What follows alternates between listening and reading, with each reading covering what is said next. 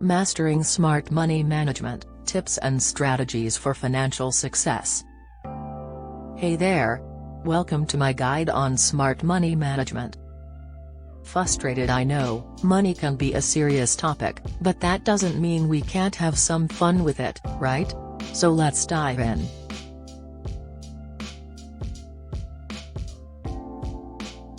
First things first, let's talk about budgets.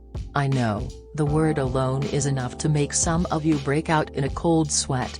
But don't worry, budgeting doesn't have to be a painful experience. In fact, it can be quite liberating. Think of it as telling your money where to go, instead of wondering where it went. Now, I know some of you might be thinking, but I don't want to live on a budget, I want to live my life. Well, here's the thing, my friend. A budget doesn't have to be restrictive. It's just a tool to help you prioritize your spending so that you can enjoy the things that really matter to you. And speaking of prioritizing, let's talk about the latte factor. You know, that idea that giving up your daily coffee can magically make you rich? Yeah, that's not exactly true. So, if you're not going to give up your daily caffeine fix, what can you do?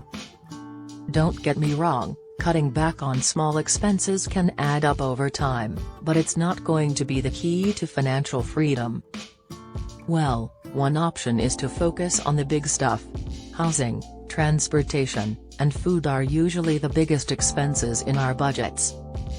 So, if you can find ways to save on those, you'll make a much bigger impact on your bottom line.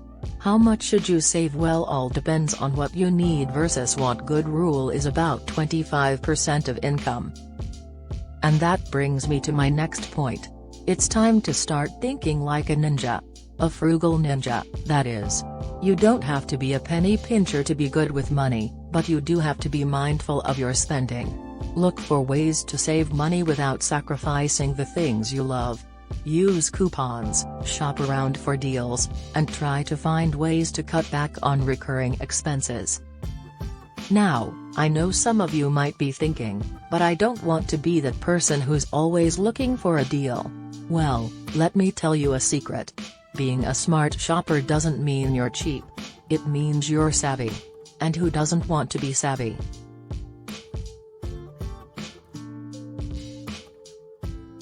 Okay, let's talk about debt. I know, another scary topic. But here's the thing. Debt isn't inherently bad.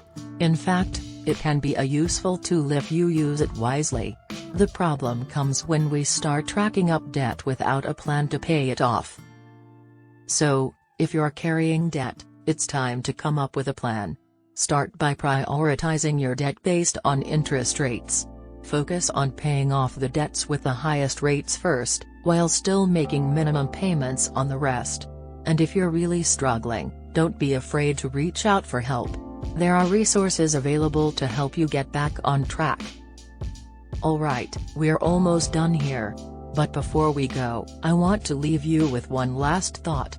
Money doesn't have to be a scary or stressful topic. It's just a tool that we use to live our lives. And like any tool, it's important to use it wisely. So, embrace your inner frugal ninja, make a plan for your money, and don't forget to have a little fun along the way. Because life is too short to be stressed out about money all the time. Thanks for tuning in, and until next time.